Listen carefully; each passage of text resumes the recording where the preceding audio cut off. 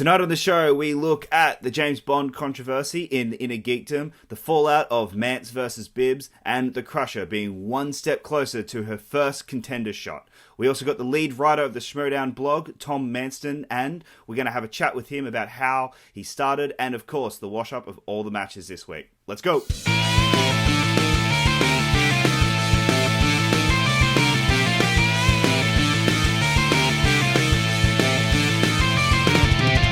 Hello, ladies and gentlemen, and welcome to the Reactors Summit. I'm your host, Jacob Blunden, and with me, I've got Evan DeGraff. Say hi. Hi. Kees Cornelisse. Hi guys, this was a good week for the Schmoedown. And Matthew Kearns. Hashtag Bondgate. And this week, we're going to start with a look back at the week in Schmoedown. So, Evan, what caught your eye this week? Look, here's the thing. Matt can say hashtag Bondgate, but the bigger thing is Dagino for commissioner right now. This campaign is becoming legitimized. It was just a thing in the Facebook group that was at first, a joke. People were joking about it, making some images and whatnot.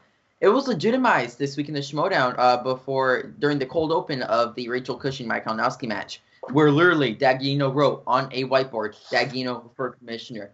And then there is the whole controversy later in the group where people were actually changing the cover photo of the Movie Trivia Schmoedown group for Dagino for commissioner. Whether it was staged or not, I kind of believe it might have been staged. This campaign is now legitimized, and I have a prediction for a little bit. By Spectacular, we will see Tom Dagino as the commissioner of the Movie Trivia Schmoedown. You heard it here first from me. By Spectacular, we will see Dagino as the commissioner of the Movie Trivia Schmoedown. I think you're nuts. And Kees, what caught your eye this week in the Schmoedown? Jacob, we agree for once on that one. Yeah, Evan is nuts. What caught my eye was actually the Mance Bibbiani match. Mance doing a lot better than we thought he would, especially after his really bad performance against Harold Redknapp. He did so much better, and he actually took Bibbiani to the very last question. Bibbiani had to answer that last question. If he had not done that, then Mance would have won, which would have put him in the tournament like that. And I was seriously impressed that he scored 19 points. He did as well as he did. So it was a really good match. I prefer that one over the Inner Geekdom, even though Inner Geekdom is my specialty, essentially. And yeah, it was a good week for the Schmoedown. That's why I said that at the beginning of the show. Fair enough. Matt, what took your eye this week? What caught your eye? Okay, what caught my eye was I think fallout is the wrong word, result of the Kalinowski Rachel Cushing match, which is Mike Kalinowski is now 0-2, which I think this is one of those, this happens on the Schmoedown, where that record does not reflect Mike Kalinowski in the Inner Geekdom. I know, pudding and everything. If the Inner Geekdom 5-ways worked differently, where you carried the points over, Mike would have knocked out like everyone. He wouldn't have had to even go to that fourth round. And so it's annoying that Mike is one of my favorite competitors. He's definitely my favorite Inner Geekdom competitor. It sucks that now his road towards the title, it's going to be a lot more difficult. He can't just win one match. He's going to have to be, I would think, in maybe another Fatal 5-way or something, which just kind of sucks because I think he could give someone like Hector Navarro a run for his money at that belt. That just kind of, yeah, sucks. Definitely is much better than his record reflects. What caught my eye this week is we have really, I think, seen the culmination of the Roker face turn. We are really seeing him now become not the anti-hero, I guess, not because he will never be full hero, but he's now becoming the anti-hero. Someone we're starting to enjoy because the reconciliation with Mance, that's a big deal in terms of the Schmoedown. So I'm very curious to see what would happen if Mance does win his Fatal 5-way, which we will get into later in the show. But we have a very special guest with us here today, Tom Manston, who started the Schmoedown blog. So me and him are just going to have a quick interview about it. So, Tom, thank you. Welcome to the show. Hey guys, thanks for having me on. Fantastic. So I just want to ask you, how did the Schmoedown blog start? Do you just give us a quick history? Yeah, so I'm not your typical movie fan. I watch your guys' matches and I wouldn't be able to live with any of you. But I came to Collider through a well-trodden path, I imagine, honest trailers to Screen Junkies to Schmoes to Collider, and got into movies that way. And then obviously the Schmoedown through Collider and Schmoes. My background is as a sports writer, so the sport element of the Schmoedown really gripped me as much as just being able to learn more about movies as the matches wore on. And it struck me that there wasn't really a written word website where people were giving their thoughts and opinions on the Schmoedown. Obviously, you guys do great jobs with the reactions and everyone else does. But other than Frank's weekly recaps on the Schmoes website, there wasn't really anyone giving full, big, written, long opinion pieces or speculating on a website as such. So I thought the Schmoedown deserved its own website, and that's sort of where the blog started, really. It's a great role. If anyone hasn't checked it out, make sure you go do have a look through it, because some of the pieces are fantastic, and he has absolutely fantastic insight. I swear, the first couple of times, the first few that I read, I was like, does this guy actually work for Collider? I genuinely thought that you were that in on Collider, because some of the insights you have is really spot on. But so just talk a little bit about what about the Schmoedown appealed to you in general. So you did say that the sporting aspect did bring you on, but is that what kept you staying, or was it the storylines, was it the personality, or was it just the sport? I'm a statistics geek. And if anyone ever reads any of my sports writing, they'll see that stats are very much at the forefront of it. And when someone puts something out like the Schmoedown rankings, and then I see movement in there, particularly if I don't always agree with it, then I'm going to jump on board with it.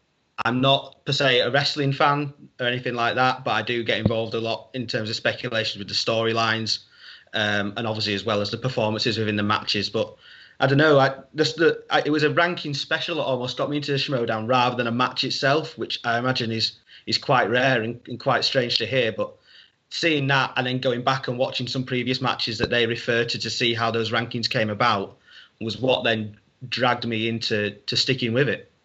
So what do you know what your first match was? Was it the one directly after the ranking special, or what? I'm just curious what your first match was. I think I went back after, so it was the ranking special that they did around the new year, and then I went back. It might have even been Spectacular, and then I think I then went back to before that to see the build-up Spectacular. So Spectacular was pretty much where I started in terms of actual matches. Yeah, a lot of people have that same thing, where Spectacular was the one that really brought them onto the Schmoedown. So I guess one big question to ask: who's your favorite competitor? I try not to have favourites, if I'm honest with you, because much like my sports writing, I try to take myself away from who my favourites are. However, it's hard not to like the people who really go for it and get involved in the matches. So your likes of Roker, your likes of Bibbiani, those kinds of people. I'm also I'm a big McWeeny fan because I like the way he goes about not getting involved, which I know sounds contradictory, but the way he's straightforward and he's good at the game, it makes me like him more. And I'm also very much growing to like Jim Vavida and looking forward to him getting involved in singles. Definitely. So 12 months from now, where would you like the blog? Where would you like the blog to be? I'm curious about what type of involvement do you get through fans? Well, recently, over the blog's been going for about 10 weeks, and after about 6 weeks, a couple of people reached out to me and said, "Hey, would you like? Oh, I've got an idea for an article. What do you think?" And because I can't offer payment or anything like that, so I just say to these guys, "Write it. I'll have a look at it. If it's good enough, I'll put it up." And so that grew a bit. And then, having spoken to Christian in the very early days of the blog, he'd mentioned potentially producing profiles. And so I thought the Ultimate Schmoedown was an ideal place to do that. And I reached out to try to get more contributors. And thankfully, a number of people have come forward. Matt is even doing a Mark Riley profile for me. I know he's not in the tournament, but I thought he'd be the ideal person to Oh, write that definitely. up. Oh, So, yeah. absolutely. So in terms of 12 months' time, hopefully we'll be able to grow the number of contributors as regular contributors. We're doing different things. We just tried our first almost podcast, if you like, previewing the tournament. So hopefully branching out, people can then I can almost start handing it over to other people to help me out with the admin and things like that. And we can start producing articles almost on a daily basis if there's enough to talk about. Yeah, look, it's a fantastic blog. I really enjoy reading up about the Schmoedown, and it was a great idea and really well done on it all. But how about, all right, so Tom, thank you so much for that. We'll get you to stick around, and we're going to talk about our first big match this week, which was Bibs versus Mance. So, Evan, do you want to give us, what were your big takeaways and thoughts about this match? Okay, big takeaways. One, Scott Mantz was very close to winning that match. It's big takeaway number two, there's an argument to be made that Scott Mantz should have won that match, and that's the scary thing. But let's break it down. Bibbiani did deserve that win. I'm not taking the win away from him. He did very well. He fought very well through rounds 2 and 3. But my issue is at the moment is the matter of fact that every single match there's something to complain about. Now, whether that's fans being fans, sure. But there were matches. But I heard I couldn't watch round 1 for other reasons. But I've heard that there is a question repeated, the Apocalypse Now question, and then the Atlantis question, are all three questions that people are having issues with. I'm not putting the blame on Sklisky nor Harloff or anybody. I'm just saying from time out and time again there have been these problems. And look, this is a match that theoretically shouldn't have happened in the first place. But what can you do? Scott Mantz is going to be in the Fatal 5-Way, which is huge. Because if he wasn't, then I would have been minorly upset because he scored 19 points versus William Bibbiani. Bibbiani is nothing to sneeze at. Scoring 19 points versus William Bibbiani is amazing. And so from that alone, it was a really good, solid match. I just feel like there have been the disappointing things that have been holding me back from having full enjoyment of the Schmoedown. That's very fair enough. I mean, look, the controversy surrounding the last two questions. Now, the controversy surrounding whether or not the Apocalypse Now question was worth 3 points. Look, that's a different question for another day. I personally think, yeah, that is a bit of a lenient one for 3 points. But again, if you haven't seen the movie, you've got no idea. So it being an older movie, I haven't seen the movie. And I knew it the second they asked the question. That's the thing. I can see why it's a 3-pointer. If it was anyone else in the movie, I would 100% say yes, it's definitely a 3-pointer. But Marlon Brando's that's a pretty major character.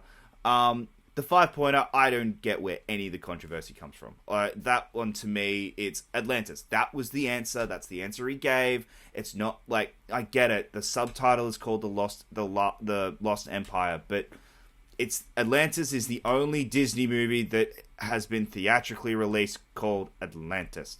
So, Matt, am I crazy, or do you agree? Are the fans right in their quote-unquote controversy?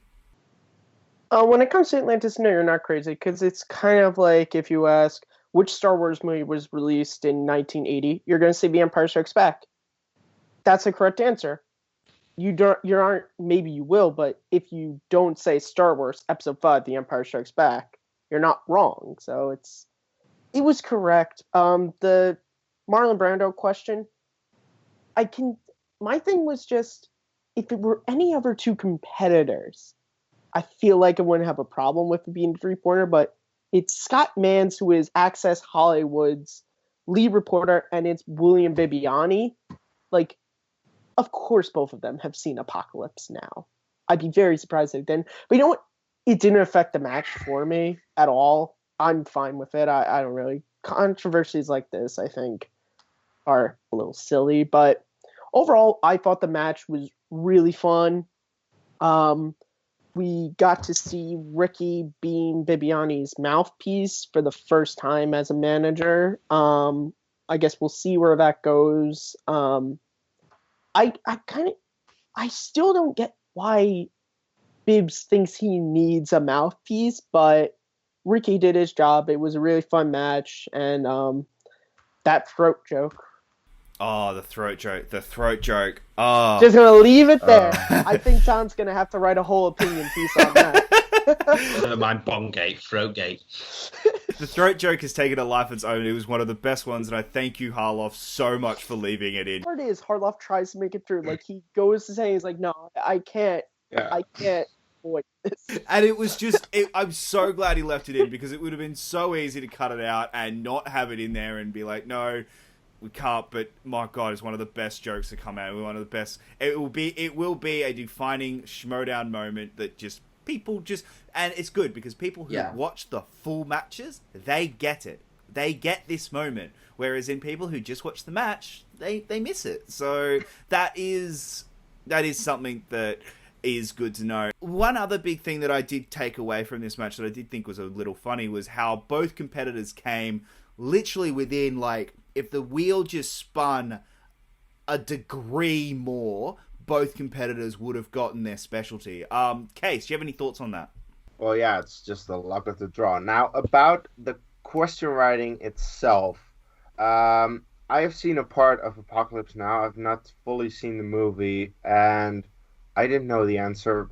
Just, I don't remember that. And I'm a question writer myself for my own league, so it's like when you write questions. When I write questions, I write them for that specific match, and I know the people involved. But I think that Chris Skaliski writes questions just to write questions for any kind of match. And in this case, it's like he doesn't know that it's Mance versus Bibbiani. They just randomly pick one for the three-pointer. And as I said, I didn't know it. I mean, Evan did, you guys did, but I did not. And it could have been a case of someone who just blanked or who didn't remember it for some reason. It's not that big of a controversy. And about Atlantis, seriously, do you really want us to shout out the entire fucking name? Like, look, you can be lenient on answers sometimes. I am lenient on answers sometimes, even though I wrote the question for a specific thing. Then I'm like, I'm not entirely sure, but it's like, okay, be a little bit more lenient because you may know it as well as the actor himself or the director who directed the movie. But what about someone who has just seen the movie once? It just pisses me off sometimes how people can rant about such bullshit. So this match, it was great. I think it's one of the better matches this year.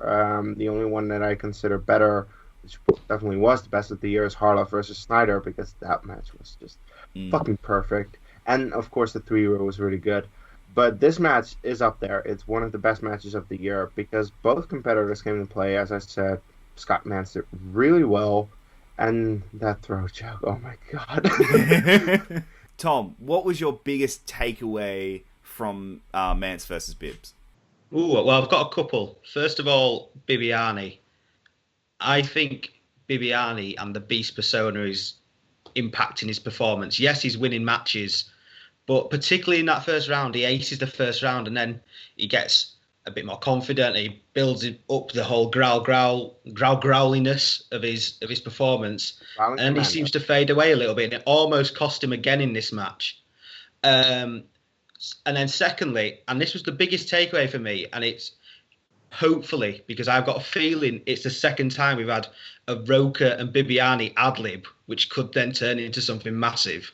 We had the thing at the convention centre where they had the which started off the breakup of the Horsemen. This time around, they obviously went face-to-face post-match, and Bibbiani said to Roker, if I beat you, I'm taking your hat.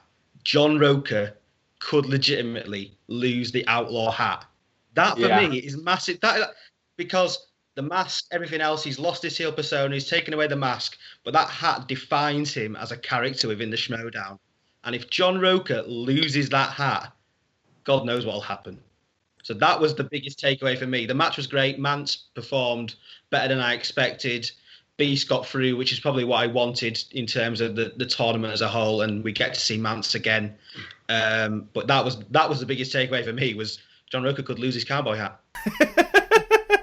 I did find it funny, and you did bring up something that I do actually think is something that is very important with the Bibs persona. Round 3 is his killer. Like, he does brilliantly in round 1, and then he gets to round 3, and he crumbles under round 3. It's something that we've started to see a few times with Bibbiani in his matches, but especially against Harloff. Especially against Harloff, he had that. That was in the bag. And JTE. Yeah, scores and he soundtracks. He got TKO'd. Yeah, but scores and soundtracks was what hurt him the most. Round 2 was his biggest hurt. But yeah, I mean, look, Bibs is another one of those competitors whose skill doesn't reflect his record. He's 3-2 now. He probably could deserve to be a little higher. His 2 losses, he lost one against the Commissioner and he lost one against JTE, which okay. JTE is weird. The Commissioner makes sense, but JTE is just weird. Yeah, JTE is one of those ones where he just sneaks up on you and you don't expect him to be as good as he is. So, all right, let's take that aside now. Arguably the most controversial match this week, for the fact that nothing in the match was controversial. What a category in the match was controversial. We will get to that controversy soon, but Tom, I'll get you to start. Was there anything about the Rachel Cushing versus Kalinowski match that really that brought attention to you? So what's something that you took away from it? Other than the obvious, I think I expected Rachel to win. I know Matt was talking about Mike's talents, and I think he will come back. Definitely, that record doesn't reflect how good he is at Inner Geekdom. But I think Rachel, for me, is the favourite to go all the way to take on Hector at the Spectacular. And so it was good to see her get that victory. I thought the post-production on her entrance was probably the best we've seen yet. 2 good examples of post-production this week, with obviously Cody's Spider-Man turn at the end of the other match. In terms of the match, in terms of the match itself, yeah, I mean, it was a good match. Rachel dominated it from start to finish, really, didn't she? She was, other than the Bond question, she aced the first round, and from there on, again, scores and soundtracks took over. We were just talking about with Bibs in that JTE match. Kalinowski killed him here. Not only did he get it in round 2, then he gets it for his 5-point question as well. Him and the Beast can go away and just listen to silence as they mourn scores and soundtracks. But yeah, Rachel fully deserved it, and for me, she's the favourite to get to that title match now. Yeah, I do agree that with scores and soundtracks, that was kind of his killer. But he didn't perform as badly as he did get a few questions right. Like, he did perform pretty well in that round. It just was a bit of his killer. I'm a long-term Cushing fan. Everyone knows this. Cushing is one of my favorite competitors in this league. But yeah, and she turned up to play, and she played well. Evan, what were your thoughts on this match? Look, it shows the dominance of Rachel Cushing in the Inner Geekdom. She's a fantastic competitor. And here's the thing. Rachel dominated the whole match, yes. But Kalinowski wasn't slacking during the match either, which is the funny part. Like, he showed no slack in this match at all. He was still there the whole time. He just couldn't find a way to close out the match. There's something to note. The pre and the post production of this match was so good. The pre-match and post-match. The cold open with Robert Meyer Burnett, Jay Washington, and Tom Daggino was something that was so special. Seeing Burnett go at the mic, and people were like, he's just loud. No, the guy is hilarious. He's extremely good on the mic. Shameless plug, he will be on our show Friday and Saturday. So, look, it's a fantastic way Jay Washington going back at it. I don't know why the Washington-Burnett match is happening, though, but I'm still excited to see it. I think that triple threat's going to end up being Burnett, Rachel, and Navarro, which is going to be awesome. But look, Spectacular has something special coming up towards us, and I think all of us need to be ready for it because it's looking like to be very good in the Inner Geekdom. Yeah, the thing that I took out of the most out of the opening sequence was how we now are getting Jay Washington versus Robert Meyer Burnett next week in the Inner Geekdom, which is going to be fantastic. I'm so excited. Kees, what did you take out of the Cushing versus Kalinowski match? Well, first off, the match is announced: Jay Washington versus Burnett. Jay Washington hasn't proven himself in Inner Geekdom yet. Burnett has. Burnett was the champion once. So I honestly am wondering why we are getting that match. I mean, does Jay Washington know some things about Inner Geekdom? Yeah, sure, but I don't think he knows as much of Burnett. I mean, we'll have to wait and see for the match next week, but I honestly don't know if Washington is a match for Burnett. Burnett is really good at Inner Geekdom stuff. Now, Kalinowski should have done better. He was fine, but should have done better. I mean, he's a good competitor for Inner Geekdom. His record does not really reflect his skill, but this match, he should have done better. Because Rachel Cushing, she's really good. She really is a force to be reckoned with in this league. I do agree, Kees, that Rachel is going to be a very formidable opponent in this league coming up. Matt, what were your thoughts? This is a great match. I loved it. It's, to me, the two best in the Inner Geekdom besides Hector and Robert Meyer Burnett going at it. It's great to see. Scores and soundtracks. It was soundtracks, and Mike said that in the post-match, that it scores because he got any questions like who composed this, he got that. It's soundtracks that took him down. I mean, it sucks. I mean, the entrances from both of them were fantastic.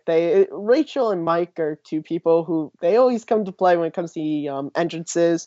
The post-match interview, specifically Kalinowski's, was fantastic. When 6 Degrees came in, trying to start stuff with the league, and Roxy Stryer, being the great manager she is, getting on the mic, basically telling them, get out of here, So I like how they're building up that match in the Ultimate Schmoedown tournament. And Mike, I really like how Mike, a lot of people are saying he needs to get a new nickname because he's not really a killer. He's not really heel anymore. He is a face now.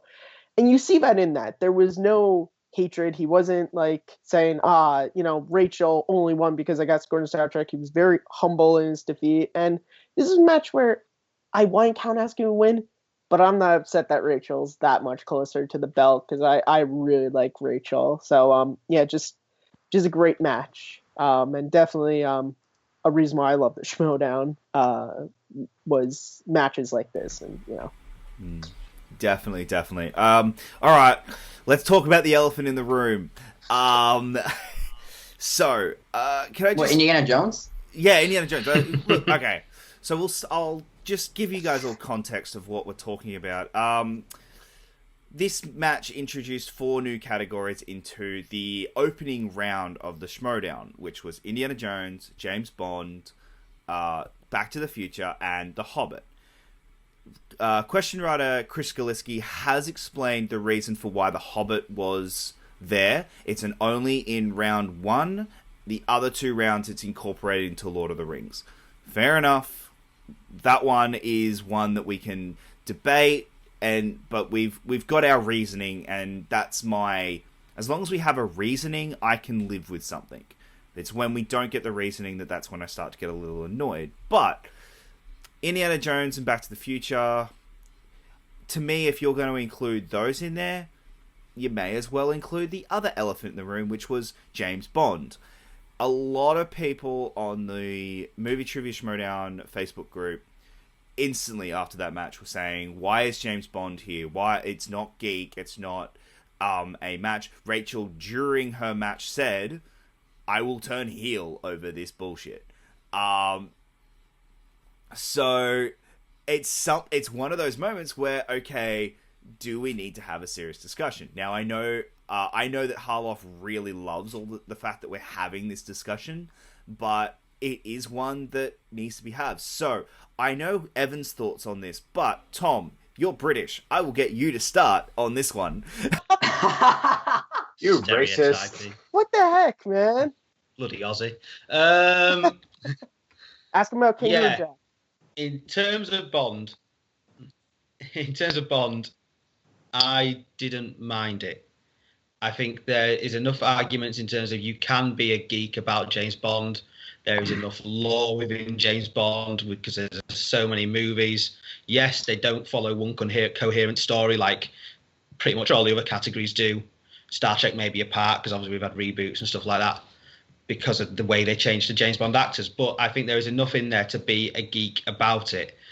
The issue where the issue I see it is people see Inner Geekdom as in a fantasy, and James Bond is based pretty much in realism. There's not many fantasy elements to Bond, whereas there are even in Indiana Jones and Back to the Future, the two other new categories.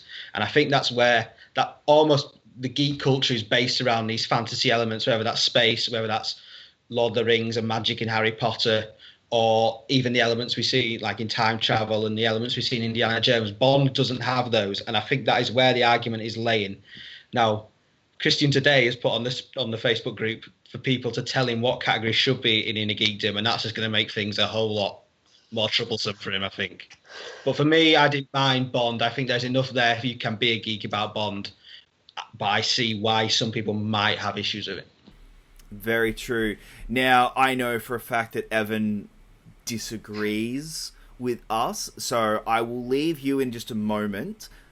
Case, you're probably other than myself, you're probably the biggest Bond fan here. I'm not entirely sure about that. Okay, well, explain. I'm not entirely sure if I'm the biggest Bond fan or Matt is, but Matt and I are really big Bond fans, and it's pretty apparent that if you look at the Take 3 panel, Matt, myself, Chris, and you, Jacob, are really big geeks, and we all love Bond. Coincidence? I think not, of course.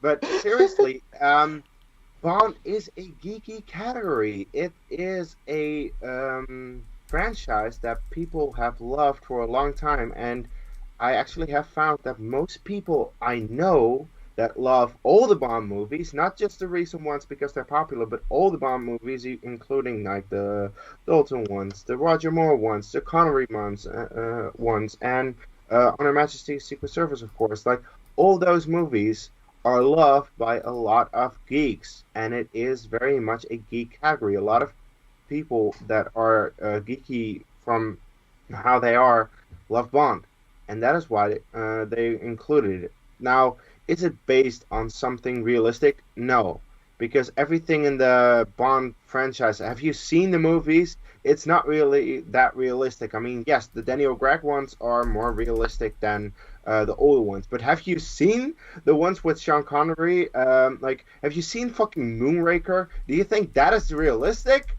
No, that's not realistic. It's very fantasy, and it's just a lot of fun things that can never happen, but we love it anyway because it's on screen and it's presented in a way that we can believe it's something. So it is a geeky category, I think. That is my reasoning for it.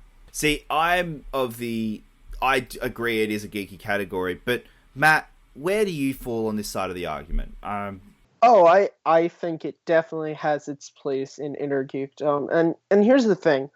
I've been on the page a lot when this controversy and this discussion started. And a lot of the things I saw, the reasons why it shouldn't be allowed is there's no continuity, there's not really any lore to get into, and it's a little bit too mainstream. Okay, here's the thing. Mainstream, the MCU is huge. That's in the Inner Geekdom. The lore, there's no lore to get into. Does the name Ian Fleming ring a bell to any of you people? All those books and everything, and there's more Bond books and there's comics that have been written. And continuity, you want to go with the Daniel Craig ones? Huge continuity. Quantum Solace picks up right off from where Casino Royale ends. It's a direct sequel. And even in there is on Her Majesty's Secret Service, Bond gets married and spoilers, she's killed. In I forget which one of the For Your Eyes Only. For Your Eyes Only. For Your Eyes Only, Roger Moore's Bond goes and visits her grave. In License to Kill, after Bond's friend Felix gets married, he's walking away and he's like a little upset. Felix tells his wife, "Oh, don't mind James, he was married at one point." Also, stuff Q and M are characters that pop up all the time, and even when actors change, Judi Dench was still M from Brosnan to Craig. The actor who played Q was around since the Roger Moore days, and he was Roger Moore, Dalton, and Brosnan. Q has been from Sean Connery to Pierce Brosnan, and then he died. Right. Yeah. So there's continuity and there's lore. There are a lot of comics, and there are a lot of not even just the Ian Fleming stuff, and also just kind of stuff like, yeah, okay, Bond is maybe a little bit more realistic than our stuff, but like people are like, oh, well, Bond can't be geeky because he has sex with a lot of beautiful women. I'm sorry. Have you watched the original Star Trek TV series? Yeah, that's all Captain Kirk does. All right? That's literally all he does. So I think it has its place because it has enough of the lore and this continuity that geeks, we love to talk about. And it has the gadgets, kind of like we love to talk about phasers and lightsabers when it comes to stars and Star Trek. And there is books that these films are based on, like Lord of the Rings, that we love to talk about. So there's enough stuff in Bond that is just like other categories that people have never complained about. So I just don't get why this is a controversy. If you don't think it's geeky, that's fine, but there are enough reasons for it to be in there. And I'm sure Evan's going to try and tell me I'm wrong. Evan, you got 4 people ganging up on you. So sort this one out, all right? Why should James Bond not be a category in Inner Geekdom? This is going to take a lot of explanation here. So when I sat down and I first saw the match, I was on the reaction. I saw James Bond, Indiana Jones, and Back to the Future on the wheel. Out of all of them, I still, like, it's not just James Bond. All of them, I was like, whoa. And then that whole time, because of the whole Rachel Cushing comment, James Bond, really? I could turn heel because of this BS. My head was rolling on why James Bond couldn't be part of it. Blah, blah, blah. And then I took a few days to reflect. I talked to some friends. Look, James Bond is officially a geek category. I'm not going to dispute that anymore. I think the bigger issue at hand is the way how it was done and how many gaps that could potentially be in arguments for other things that could actually be happening. Here's the issue. 1, the competitors didn't know the categories that were going to be put into the Inner Geekdom before the match. So they had no chance to study. And I think a very big part of the Inner Geekdom is being very detailed in every single category. That is a big part of the Inner Geekdom. And them not knowing the categories beforehand gave them no chance to study. 2, when is too many categories too many categories? I can make an argument for Pixar. I can make an argument for Disney animated films. I can make an argument for Pirates of the Caribbean. There are so many different franchises that you can make an argument for, and so many different geek things that you can make an argument for. The question is, when does too much become enough? Because I would argue that Pixar is more geeky than James Bond, but that's a different conversation for a different time. I think, and then also 3, the announcement for what were the next category should have been on the Inner Geekdom match or on an Inside Schmoedown before that. To pop it up on fans like that. Look, I'm not saying it's like not fair or anything. I just think it would have been a better move, so then fans could have already been, conversation over. I think if you tell Rachel Cushing, Mike Kalinowski beforehand, there's no controversy. Rachel Cushing would have not necessarily spoken out like how she should have, which is, I think she had all the rights to speak out like that, because what happened technically isn't fair, because an Inner Geekdom category is something that you should be able to study, if that makes sense. You should be able to go back and rewatch all the films that you want to be able to rewatch. So I think the way how it happened isn't necessarily the right way for it to happen. I now understand why it is a geek category. I just think there are way too many arguments for way too many different things in order for it to be justified, if that makes sense. So I just want an official statement now, either from Skaliski or from Harloff or even from Ellis, just something that says, here is what it is and why. That simple, and I'll stop talking. I kind of look. I think Skaliski has been giving a lot of official statements in a lot of comment sections. Make a post, make a video, make a post. I mean, look, something. but I know for a fact that the discussion is still going about James Bond. Yeah. Here's I got into a debate with Rachel over this. We got into a debate talking about how, and I think this comes down to the age gap between some of the fans. A lot of older fans will look at James Bond as cool, as he wasn't a necessarily geeky brand, whereas in Lord of the Rings, comics, and those sort of, and all the other categories of Inner Geekdom, you were considered a geek. You were, that they weren't, you had ownership over that because they weren't popular. I grew up in a time where Lord of the Rings was the biggest mainstream movie. Marvel was just like, where Lord of the Rings and Spider-Man were the two biggest films out, and Harry Potter, they were all the biggest movies that you could see. Die Another Day was the Bond movie that came out that year, and it was not... Yeah, so I grew up in a time where... And I loved the James Bond movies, and I grew up in a time where it wasn't cool to like James Bond. So, to me, James Bond has always been geeky for that very reason. Now, I'm a lot younger than a lot of the competitors fighting in the Schmoedown, so I can understand where the controversy built from. This just comes down to what is your perception of geek. Now, I'm going to end on this, just this discussion of where does... now that you can make an argument that all of these other films deserve to have categories. Yeah, you can make the argument that they do. And people will make that argument, and there will be the same argument that was there 6 months ago for Indiana Jones and Back to the Future and James Bond, because that discussion was there. The Inner Geekdom and the Schmoedown in general is run by two adults who make decisions and are not robots. And that is my big thing, is that while this isn't legal or law. They don't set a precedent, and now every other category has to match that precedent. It's two adults who decide what goes in and what goes out, and then they decide. I do agree with you, Evan. There probably should have been an announcement before. Cushing and Kalinowski definitely should have known what categories were going to be, that these two categories were going to be added for their match. They definitely should have known that, but again, we don't know how they run the Schmoedown in terms of, is that part of the game? Do people not know what turns up in matches? When they turn up on the day, they're the categories that they get. And that's maybe possibly one thing that we just simply don't know how that works. Anyway, I think we'll leave it at that. Next week, we've got now... well, the match has now changed. It was going to be the title match...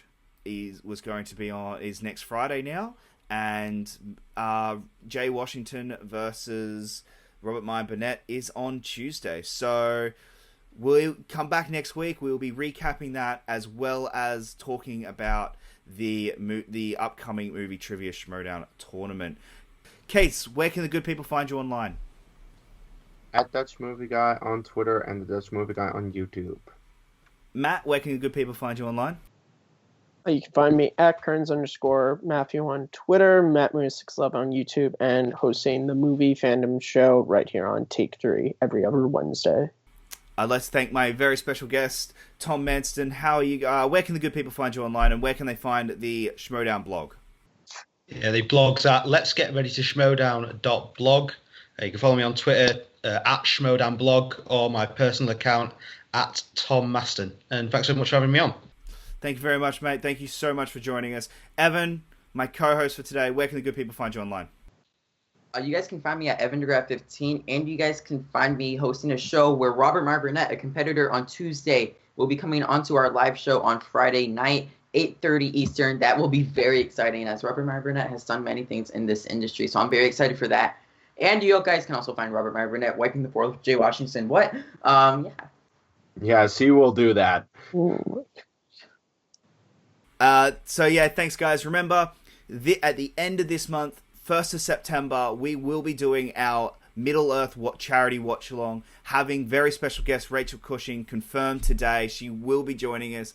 I'm I can't confirm some other ones just yet, but we've got some amazing guests also coming on.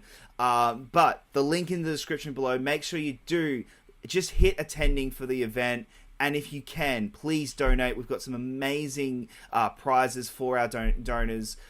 Until then, guys, you can find me online at Jacob Blunden on Twitter, Facebook, all social media networks. Until next time, guys, I'm Jacob Blunden. Take care.